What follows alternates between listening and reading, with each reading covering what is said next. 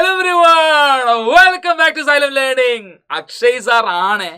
So മക്കളെ, പ്രധാനപ്പെട്ട ചില MCQ മൾട്ടിപ്പിൾ ചോയ്സ് ക്വസ്റ്റ്യൻസ് നമ്മൾ ഡിസ്കസ് ചെയ്യാൻ പോവുകയാണ്.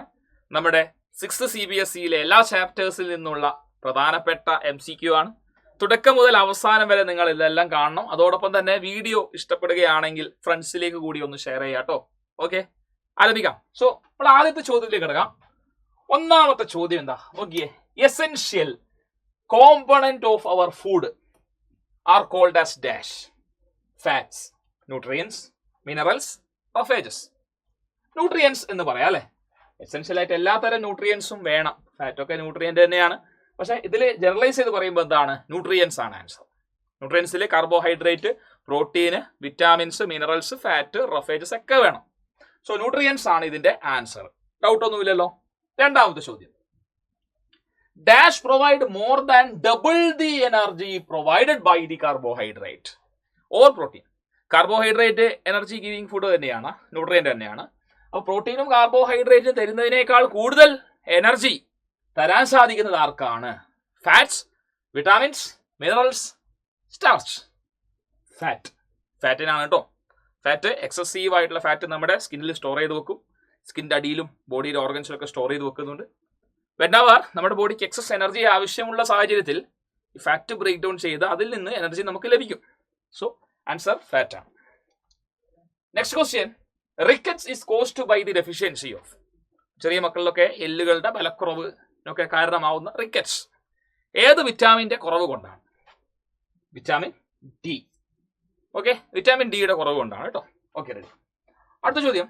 The presence of a thick and hard stem. വളരെ കട്ടിയുള്ള തിക്ക് ആൻഡ് ആയിട്ടുള്ള സ്റ്റെം എന്തിന്റെ ഫീച്ചറാണ്? Herb, shrub, climber, tree. മരത്തിന്റെ തന്നെയാണ് അല്ലെ. മരമാണ് കട്ടിയുള്ളതും വളരെ കാഠിന്യമുള്ളതുമായ സ്റ്റെം മരങ്ങൾക്ക് തന്നെയാണ്. Which of the following leaf has a reticulate venation. Reticulate venation ഡൈക്കോട്ടിന്റെ പ്രത്യേകതയാണെന്ന് ഓർത്തു വെക്കണം. ഡൈക്കോട്ട് പ്ലാന്റ്സിന്റെ പ്രത്യേകത തന്നിരിക്കുന്ന ഡൈക്കോട്ട് നോക്കിയാൽ മതി. വീറ്റ് മോണോക്കോട്ട, ബേസ് മോണോക്കോട്ട, ഗ്രാസ് മോണോക്കോട്ട, തുളസി ഡൈക്കോട്ട. So tulsi is the answer. അപ്പോൾ റെറ്റിക്കുലേറ്റ് വീനേഷൻ തുളസിയാണ്. റെറ്റിക്കുലേറ്റ് എന്താണെന്ന് അറിയില്ല. നടുക്കൊരു വെയിൻ ഉണ്ടാവും, മിഡ് റീബ് ഉണ്ടാവും, സൈഡിലേക്ക് വെയിൻ പോകും. ആ വീനേഷനെയാണ് റെറ്റിക്കുലേറ്റ് എന്ന് പറയാം. അടുത്ത ചോദ്യത്തിലെടുക്കാം. Next question. Which of the following has tap root.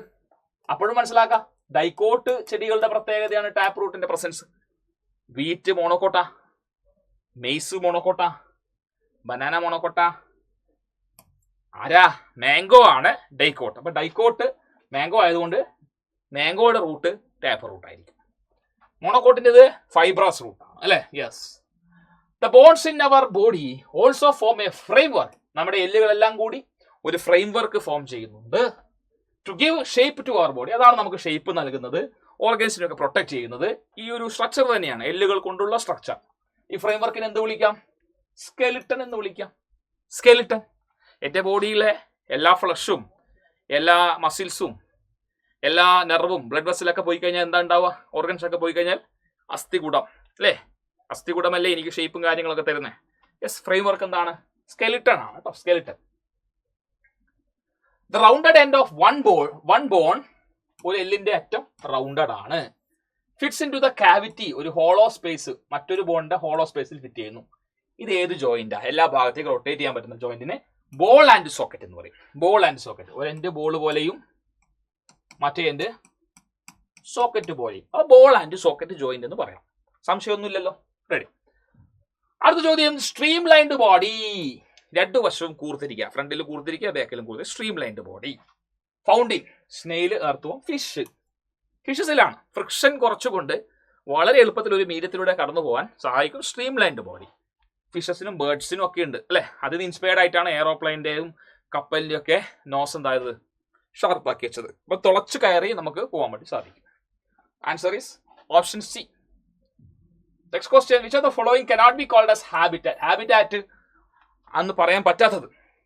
Desert ക്യാമ്പിന് പറയാം, പോണ്ടിലെ ഫിഷസ് പറയാം, ജംഗിളിൽ ഒരുപാട് വൈൽഡ് ആനിമൽ അതും പറയാം. പക്ഷെ കൾട്ടിവേറ്റഡ് ലാൻഡിൽ ഗ്രേസിംഗ് കാറ്റലിനെ കൊണ്ടുവച്ച് കഴിഞ്ഞാൽ അതൊരു ഹാബിറ്റായിട്ട് പറയാൻ പറ്റും? ഇല്ല. ഗ്രേസിംഗ് കാറ്റൽ നമ്മൾ വീട്ടിൽ കൊണ്ടുപോകും അല്ലെ പിന്നീട് അല്ലേ.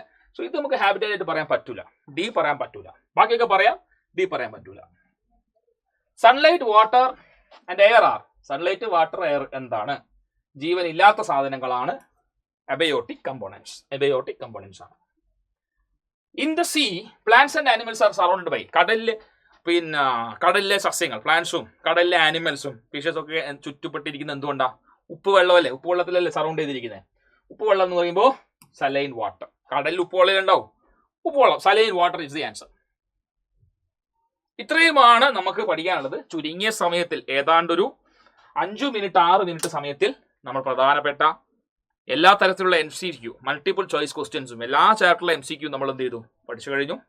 മറ്റൊരു അവസരത്തിൽ എന്തായാലും വീണ്ടും കാണാം. അതുവരെയും it's me Akshay, signing off. Bye and stay safe.